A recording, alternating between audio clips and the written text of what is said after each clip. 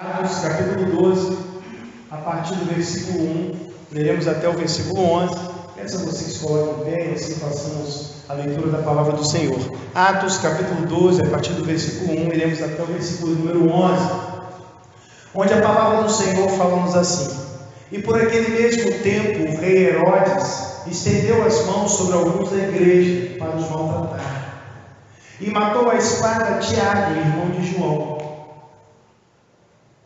E vendo que isso agradara aos judeus, continuou, mandando prender também a Pedro, e eram os dias dos ázimos. E havendo prendido, o encerrou na prisão, entregando-o a 4 quaternos de soldados, para que o guardasse, querendo apresentá-lo ao povo depois da Páscoa. Pedro, pois, era guardado na prisão, mas a igreja fazia contínua oração por ele a Deus. E quando Herodes estava para o fazer comparecer, nessa mesma noite estava Pedro dormindo entre 2 soldados, ligado com 2 cadeias, e os guardas diante da porta guardavam a prisão. E eis que sobreveio o anjo do Senhor, e resplandeceu uma luz na prisão, e tocando a Pedro na ilharga, o despertou, dizendo: Levanta-te depressa. E caíram-lhe das mãos as cadeias. E disse-lhe o anjo: Cinge-te e ata as tuas alparcas. E ele assim fez. Disse-lhe mais: Lança as costas a tua capa e segue. E saindo o seguia, e não sabia que era real o que estava sendo feito pelo anjo, mas cuidava que via alguma visão. E quando passaram a primeira e segunda guardas, chegaram à porta de ferro que dá para a cidade, a qual se lhes abriu por si mesmo, e tendo saído, percorreram uma rua, e logo o anjo se apartou dele. E Pedro, tornando a si, disse: Agora sei verdadeiramente que o Senhor enviou o seu anjo, e me livrou da mão de Herodes, e de tudo o que o povo dos judeus esperava. Amém. Vamos orar. Senhor, nós te agradecemos, ó Deus, porque novamente, Pai, temos esse contato com a Tua Palavra, temos a oportunidade, Pai, de refletir. Sabemos que a Tua Palavra é a verdade, que ela é lâmpada para os nossos pés e luz para o nosso caminho, ó Deus. E por isso entendemos, Pai, a necessidade que temos, ó Deus, de conhecê-la, de estudá-la e de praticá-la. Por isso, ó Pai, nós entendemos, ó Deus, o quão importante é nós refletirmos, ó Deus, mas também, Pai, cumprirmos o que ela diz. Por isso, guia-nos nesta noite, Pai, para que mediante a exposição da Tua Palavra, Senhor, possamos alcançar esse objetivo, essa reflexão, mas também a prática dos preceitos que o Senhor já revelou. Meu Deus, em nome de Jesus, que sejamos guiados na compreensão do texto e na aplicação do mesmo, para que assim, Pai, o Teu nome seja glorificado através de nossas vidas. Ó Pai, é o que eu te peço e desde já te agradeço em nome de Jesus. Amém. Você pode se assentar. Irmãos, nós vemos através dos vídeos, através do testemunho que ouvimos hoje pela manhã, do missionário que esteve conosco, o missionário Ângelo, o quão difícil é o trabalho missionário, como é árduo, como é trabalhoso e, por vezes, humanamente falando, desanimador pela falta de recursos. Mas, além da falta de recursos, além dos corações endurecidos, o missionário vai se deparar inevitavelmente com a perseguição, até porque isso faz parte da vida da igreja. A igreja, ela desde o princípio, ela é perseguida, faz parte do ser igreja.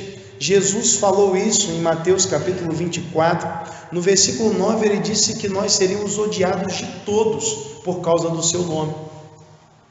E aquilo que Jesus falou naquela ocasião, nós vemos se cumprir aqui em Atos capítulo 12, quando vemos os cristãos sendo levados, sendo atormentados, sendo mortos por causa de Cristo. Porém, a perseguição, ela não se limitou ao primeiro século e ela avançou por toda a história. Na verdade, ainda hoje, a igreja continua sendo perseguida. Em alguns lugares, essa perseguição se manifesta de forma violenta, com violência física. Nós, por exemplo, não precisa pensar muito para nós imaginarmos como deve ser difícil pregar o Evangelho na Coreia do Norte, no Irã, no Iraque, entre outros lugares, Indonésia, lugares onde realmente há uma oposição física àqueles que pregam o Evangelho. Porém, em todo lugar a igreja é hostilizada, a igreja é perseguida, mas às vezes essa perseguição não é percebida porque é uma perseguição ideológica.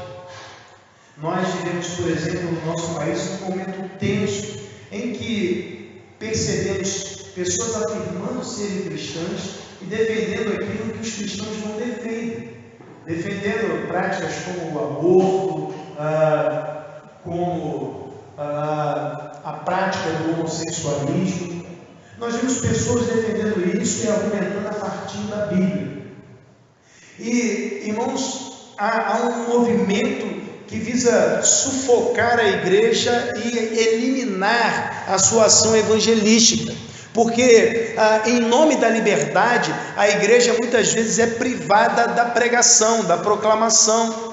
Esses dias, estava lá no Rio, estive essa semana aí fazendo um curso de 4 dias lá no Rio, e pegando trem, irmãos, vi escrito, não tinha visto ainda esse lembrete lá, essa observação de que é proibido fazer culto, ter alguma manifestação religiosa ali nos trens. É bem verdade, que alguns abusavam dessa liberdade e realmente às vezes se incomodavam e falavam coisas inconvenientes, mas nós vemos nisso uma evidência dessa hostilidade em relação ao Evangelho, porque outras vertentes religiosas publicamente apresentam ou manifestam aquilo que diz respeito à sua fé. Quem nunca se deparou, irmãos, com um prato de macumba no meio da rua? Quem nunca? E as pessoas não querem nem tocar, ai meu Deus, coisa horrível, não querem nem chegar perto. Nós que somos crentes, a gente sabe que isso não tem problema nenhum, sabe que, poxa, fala sério, mas as pessoas têm medo e ninguém proíbe esse tipo de prática.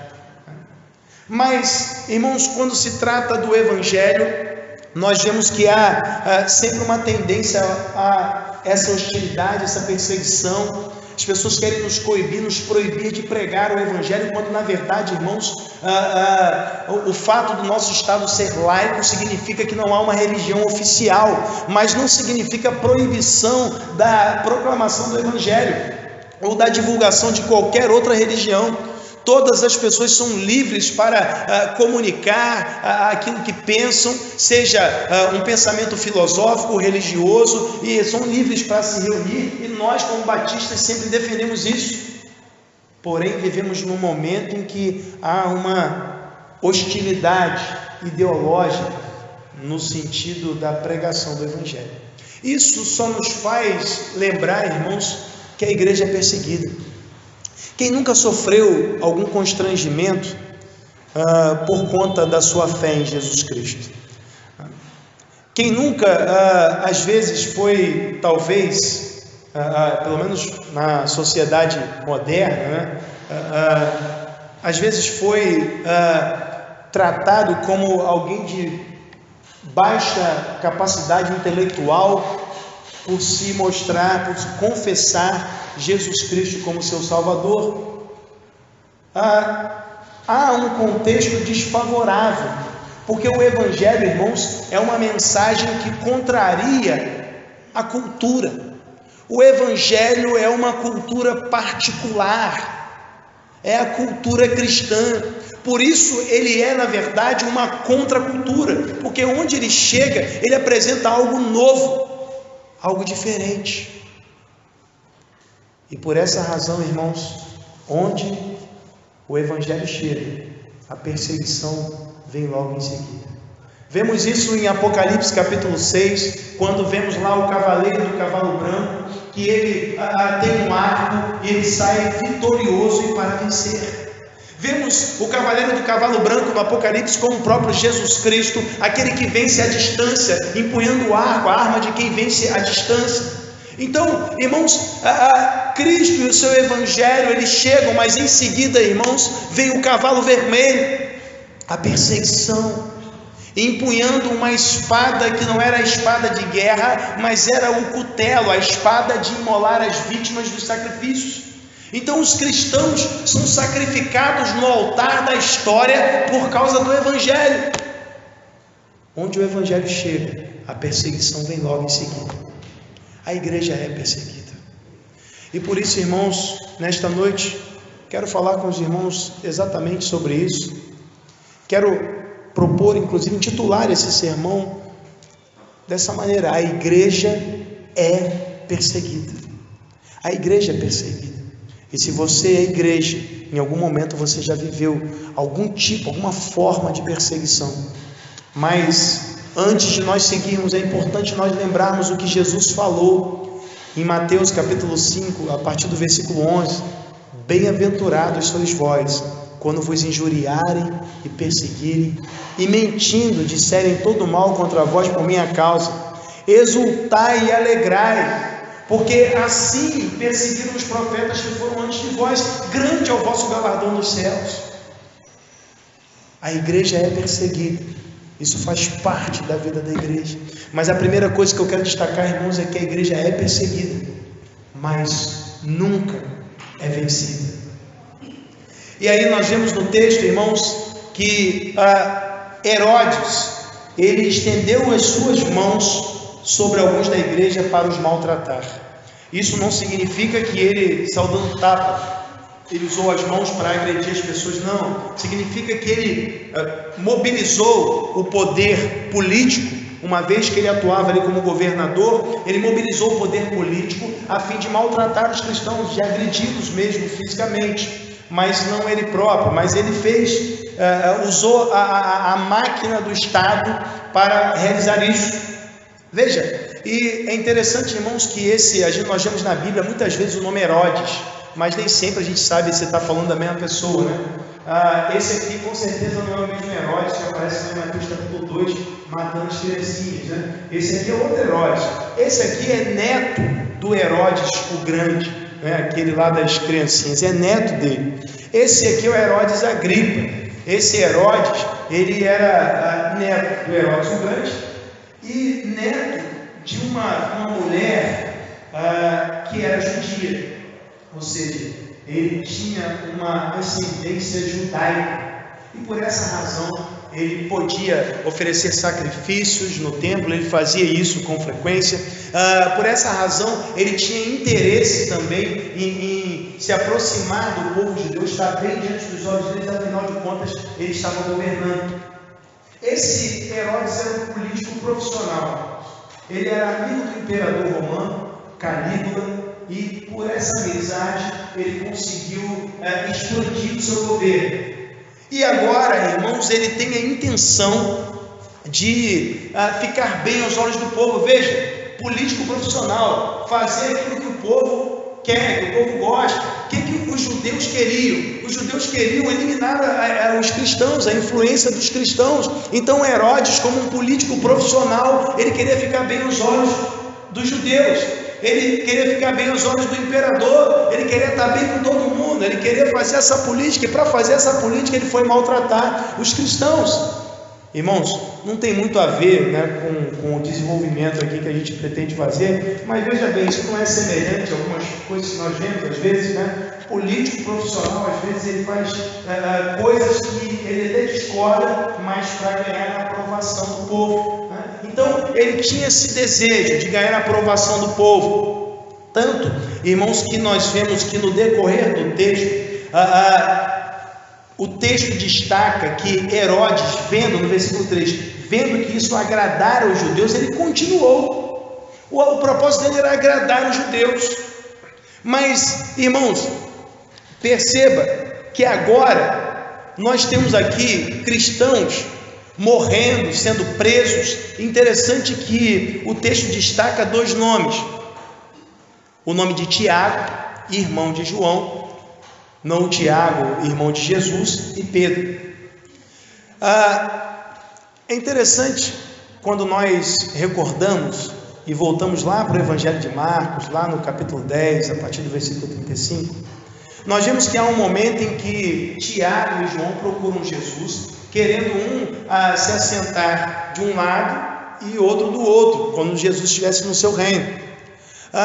E Jesus fala para eles assim: poxa, vocês podem receber o mesmo batismo que eu e beber do mesmo cálice que eu bebo? Eles falam: podemos. Aí Jesus fala assim: ó, tudo bem, vocês vão até beber do cálice e do mesmo batismo, mas se assentar do meu lado aí, isso aí não cabe a vocês. Irmãos, e agora nós vemos Tiago recebendo o mesmo batismo de Jesus, o batismo de sangue, que Jesus naquele momento ele se referia ao seu sacrifício. Vemos Tiago bebendo do cálice, vemos ele perdendo a vida por amor do Evangelho, perdendo a vida por amor a Cristo. Esse Tiago, irmãos, que outrora era alguém também com outra visão, outra aspiração, mas que Deus o transformou, e aqui, como um homem que ama o Evangelho, ele segue, não se importando com a própria vida. Em seguida nós vemos Pedro sendo preso também. E o interessante, irmãos, que o texto diz que mandaram prender também a Pedro. E quando nós olhamos o texto grego, nós vemos que a mesma palavra aqui, a mesma expressão usada nessa prisão de Pedro, ela aparece em Lucas, no capítulo 22, lá no versículo 54, aparece quando mandam prender Jesus também. Então, prenderam Jesus naquela ocasião com a intenção de matá-lo. Aqui entendemos também que há a mesma intenção. Pedro foi preso para ser morto. E por que ele não foi morto imediatamente? Ele não foi morto imediatamente, há uma observação no versículo 3, porque eram os dias dos ágios, e eles queriam matá-lo apenas depois da Páscoa, como diz o versículo 4, ele seria apresentado ao povo depois da Páscoa. Por quê? A Páscoa e a festa dos pães asmos eram praticamente uma festa só, que durava 8 dias. No primeiro dia, a Páscoa, a celebração da ceia do Cordeiro Pascal, e depois, por 7 dias, se estendia a festa dos pães asmos, os pães sem fermento. Isso para lembrar o êxodo, a saída do Egito. Mas, irmãos, veja bem, Pedro, Tiago, o texto registra que eles foram presos, Tiago foi assassinado, mas o texto não diz, em momento algum, que eles negaram a fé. Eles não negaram a sua fé. Eles permaneceram firmes. E, irmãos, essa é a característica da igreja. A igreja, ainda que seja perseguida, ela não nega a sua fé. E é assim que ela vence Satanás. Eu quero convidar você a ler comigo em Apocalipse capítulo 12, quando nós vemos ali a representação de Satanás na figura do dragão, um dragão de 7 cabeças e 10 chifres, uma figura de grande poder e que tem por propósito perseguir, acusar os irmãos. Veja, no versículo 10 do Apocalipse capítulo 12 diz: e ouvi uma grande voz do céu que dizia: agora chegada está a salvação e a força e o reino do nosso Deus e o poder do seu Cristo, porque já o acusador de nossos irmãos é derribado, o qual diante do nosso Deus os acusava de dia e de noite. E eles quem? Os irmãos, os cristãos, eles o venceram pelo sangue do Cordeiro e pela palavra do seu testemunho, e não amaram a sua vida até a morte. O cristão, ele vence porque foi lavado e redimido pelo sangue do Cordeiro. Ele vence porque ele confia na palavra do testemunho, ele confia no Evangelho, ele está fiado ali nas promessas do Senhor, não promessas mirabolantes que ouvimos por aí, mas aquilo que está restando na Escritura, a promessa da vida eterna, a viva esperança que nós temos, e por isso o cristão não ama a sua vida até a morte.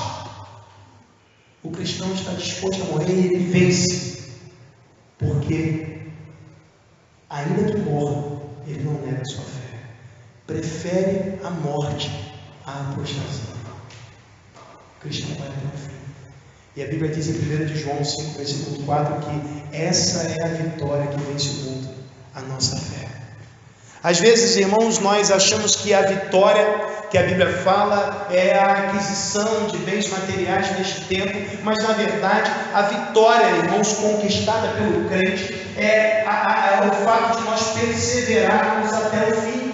E nós só perseveramos até o fim porque depositamos a nossa fé em Jesus Cristo. E agora nada pode nos separar do amor de Deus que está em Cristo Jesus, nosso Senhor. Nem a morte, nem a vida, nem os principados, nem a potestade, nem a altura, nem a profundidade, nem o presente, nem o porvir, nem qualquer outra criatura pode nos separar do amor de Deus que está em Cristo Jesus, nosso Senhor.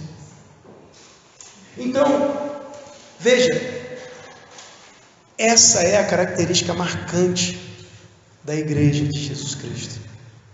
Por mais que venham adversidades, por mais que venham problemas, a igreja vence.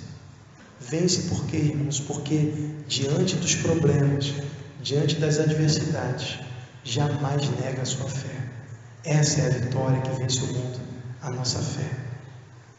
Por mais, irmãos, veja, porque alguém pode confundir as coisas e pensar que quando falamos em vitória significa ausência de problemas, mas na verdade o que vemos nesse texto, irmãos, a igreja enfrentando problemas, irmãos, que não foram totalmente resolvidos. Tiago morreu e acabou, né? Humanamente falando, né? Problemas que não foram resolvidos. Houve a perda de um ente querido. Pedro estava preso, a coisa não estava indo bem segundo a perspectiva humana, mas, irmãos, a igreja não parou. Veja, o texto diz que a igreja continuou orando.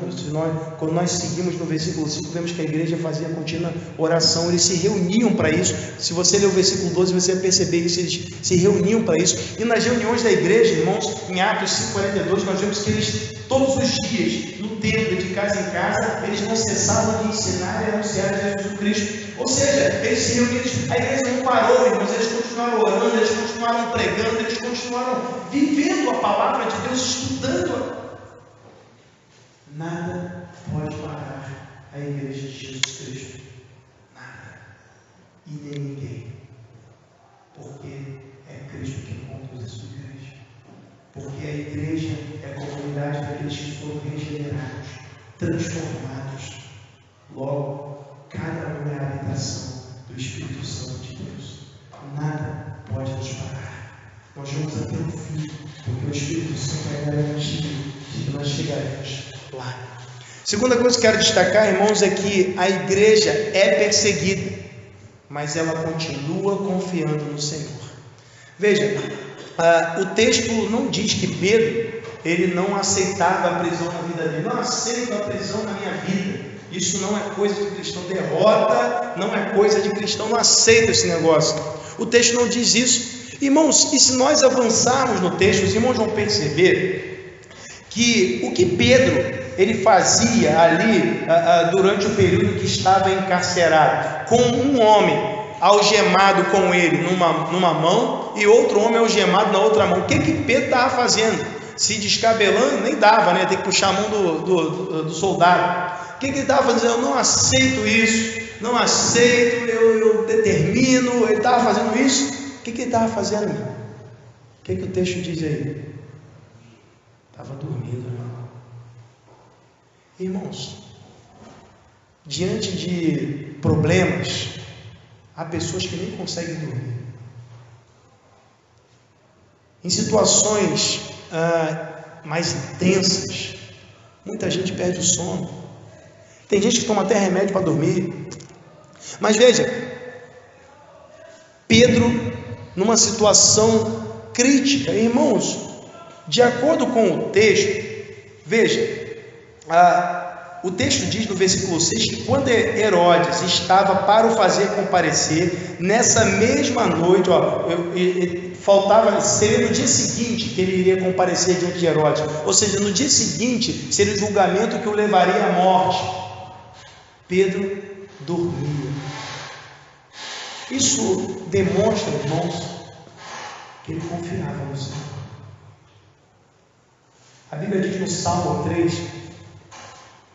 eu me deito e durmo, porque o Senhor me sustenta. Veja, é assim que a igreja vive.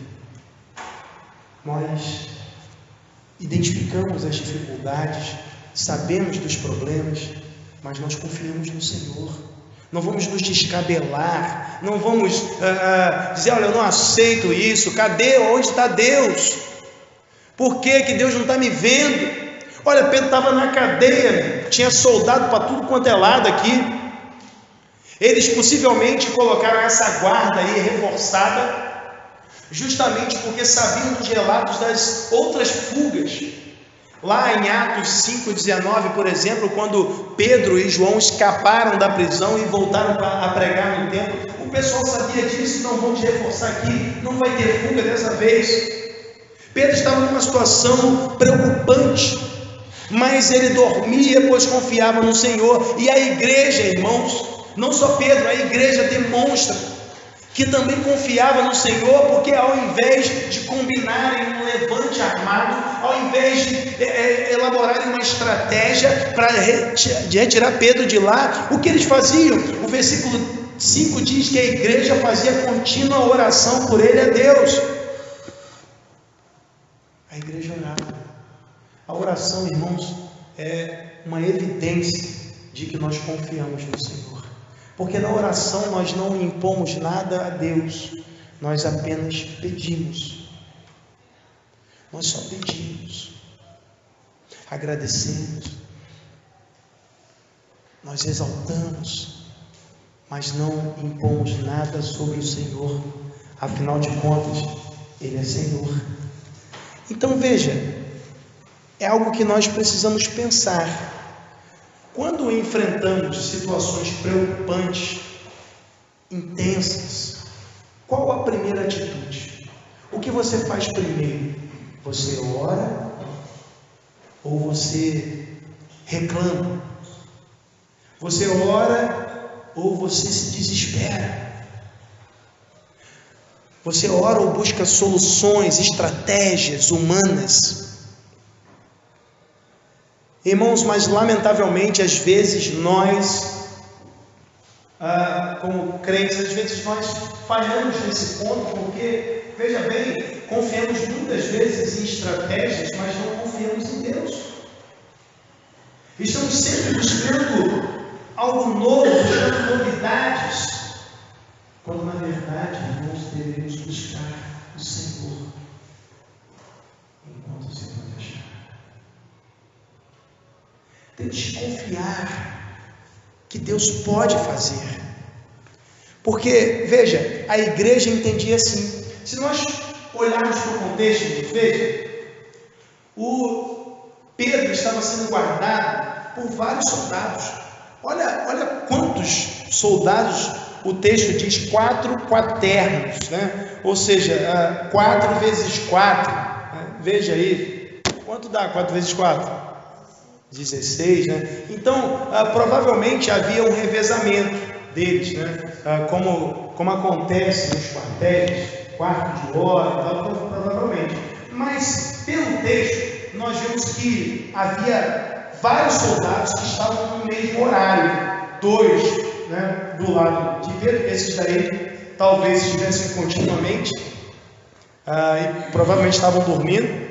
Havia mais 2 guardas, e nós vemos aí as etapas que o anjo vai levando Pedro e vão vencendo ali aquelas etapas. Tinha uma guarda forte.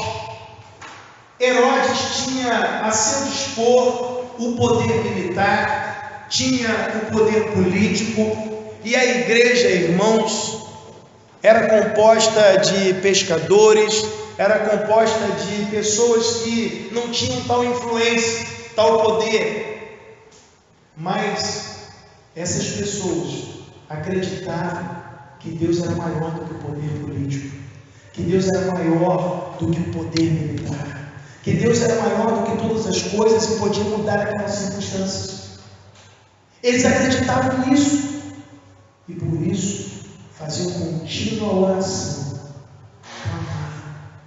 E perceba que a igreja tinha o mesmo propósito, e isso evidencia mais uma faceta da igreja. Igreja, irmãos, é coletividade que busca o mesmo fim, que tem o mesmo objetivo. Irmãos, nós somos um só corpo, nós temos a mesma finalidade, a glorificação de Deus, a proclamação do Evangelho. E por isso, nós temos de confiar no Senhor. De outra maneira, como nos chamarmos igreja? Por isso, é importante nós pensarmos, irmãos, que Deus é maior do que um coração endurecido. Deus é maior do que um filho drogado. Deus é maior do que um marido difícil, uma esposa difícil. Deus, ele pode trabalhar no coração, ele pode trazer à existência aquilo que não existe.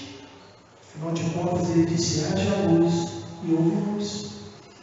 Então precisamos confiar no Senhor, tal como nós vemos nesse texto, a igreja depositando a sua confiança, acreditando naquilo que a Bíblia diz, porque o que a Bíblia diz em 1 João 5,14 é que essa é a confiança que temos nele, que se pedirmos alguma coisa segundo a sua vontade, ele nos concederá. Irmãos, então nós confiamos no Senhor, que seja feito segundo a vontade dele, porque a vontade dele é boa, agradável e perfeita. Nós temos que acreditar, irmãos, que Deus é maior do que todas essas coisas.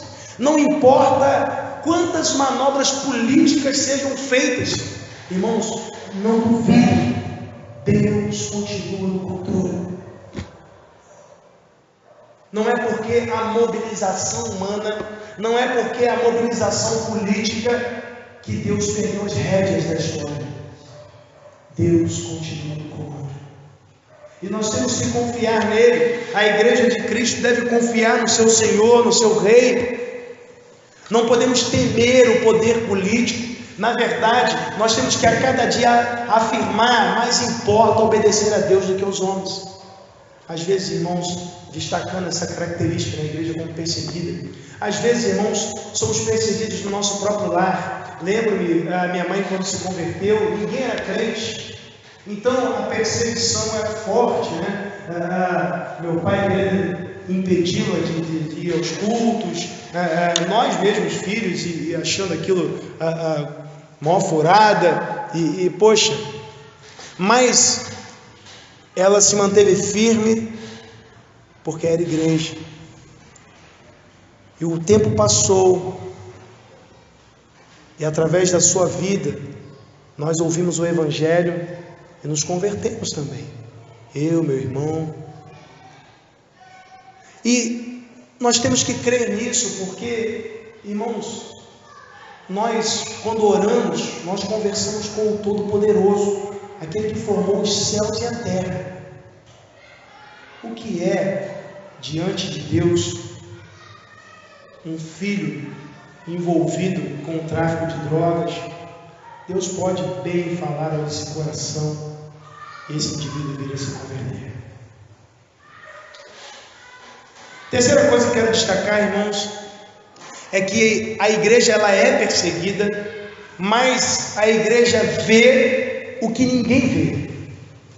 E é interessante, irmãos, no texto aqui, algo que nós não conseguimos explicar, algo que não se encaixa na lógica humana. Se o irmão for procurar lógica na cena que Lucas narra aqui, o irmão vai perceber alguns detalhes, mas como? Veja, o texto diz, irmãos, que Pedro estava dormindo entre dois soldados, mas que de repente uma luz resplandeceu. Olha que coisa, né? uma luz resplandeceu, porque um anjo do Senhor apareceu, e ele tocou Pedro no lado e despertou Pedro, falou com Pedro, e as correntes caíram, as algemas ali caíram, mas os soldados não acordaram. E a pessoa ficou, poxa, mas como assim? Claro, essa é a lógica do milagre, é não se adequar à lógica humana, é algo que extrapola a lógica humana, é algo extraordinário, é algo que não é comum, que ultrapassa os limites das leis da física, ultrapassa os limites de tudo. Houve barulho, houve luz, mas ninguém acordou. E o texto segue dizendo que Pedro ainda acorda ali, ao acordar meio atordoado, assim como nós, ele meio atordoado, o anjo tem que dar todas as orientações para ele, olha, vai, se cinge aí, porque Pedro provavelmente não estava arrumado para sair, ele estava ali dormindo, então o anjo dá as orientações para ele, vai lá, calça sua sandália, coloca a capa, vamos seguir. E o texto diz que Pedro seguiu, só que não tinha certeza se era real o que ele estava vendo. Irmãos, em Atos capítulo 10, Pedro tivera uma visão, ele viu ali um lençol que desceu do céu, e tal, tinha animais puros e impuros. Então agora, ele pensa estar tendo uma visão também. Então o texto diz que ele não sabia se era real. Mas ele cuidava que via alguma visão. O versículo 10 diz que eles passaram a primeira e a segunda guarda e ninguém viu, irmãos. Será que todos estavam dormindo? Será que não estavam dormindo? Eu só sei o que o texto diz, que ninguém viu. E veja, a porta se abriu por si mesma. No texto grego, irmãos, a palavra empregada é a palavra autômatos. Isso lembra alguma coisa para a gente?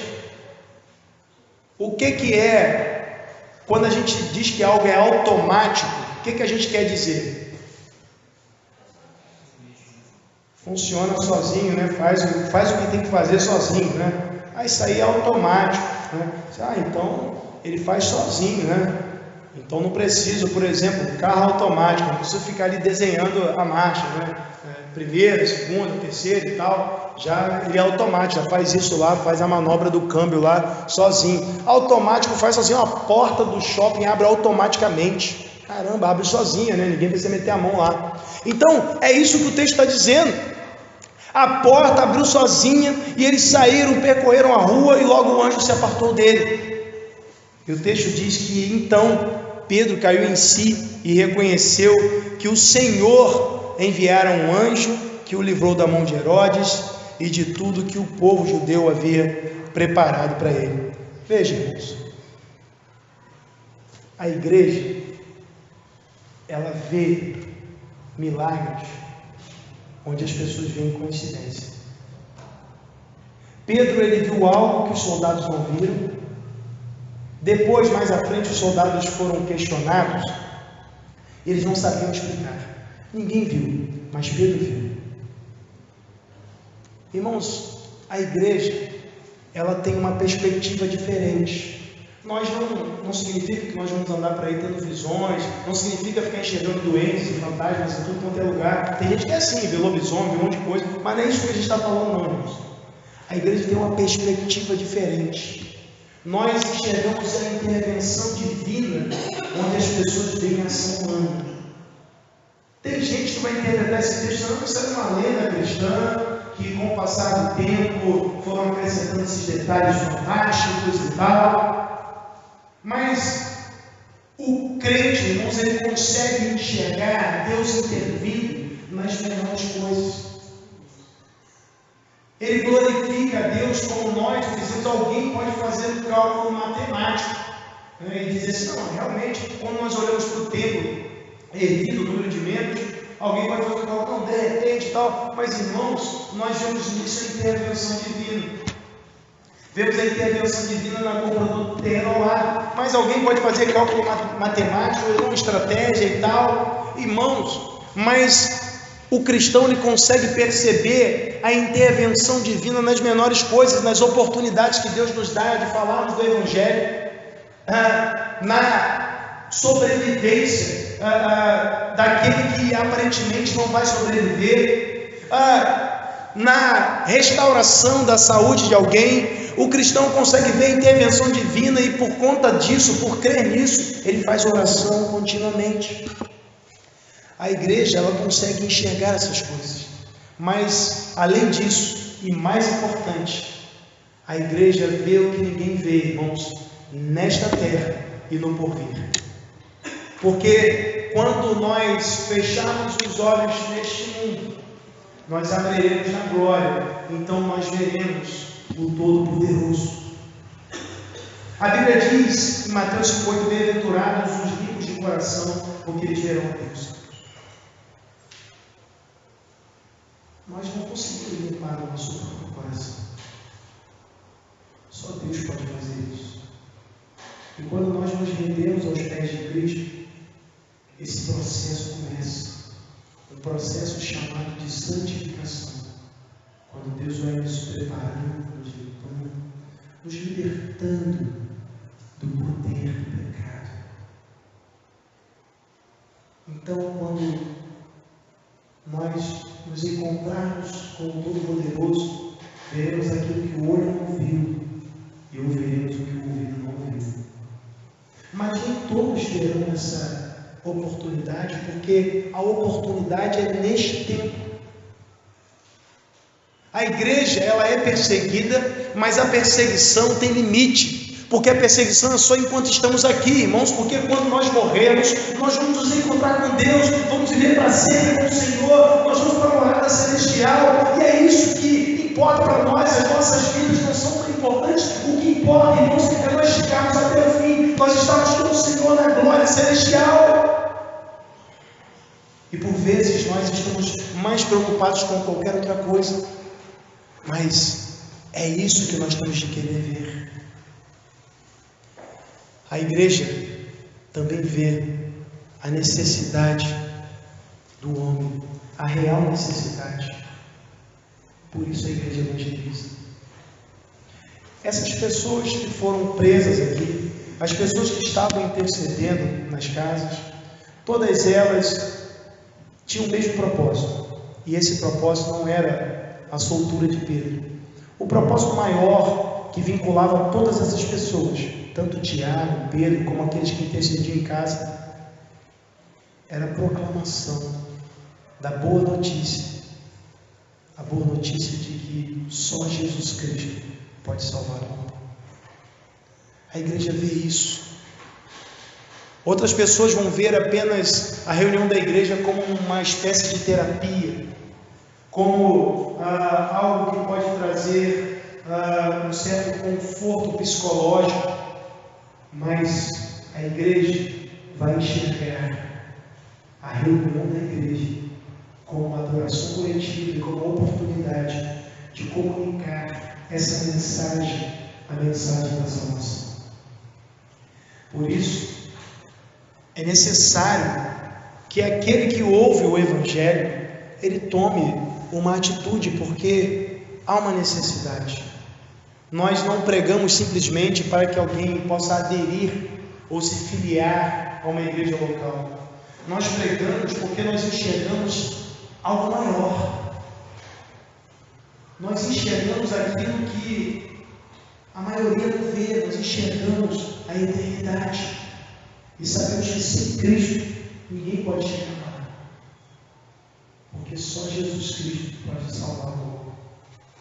Mas a boa notícia é que todo aquele que invocar o nome do Senhor será salvo. Mas como invocarão aquele que não crê? Como crerão naquele de quem ouviram? E como virão se não crê?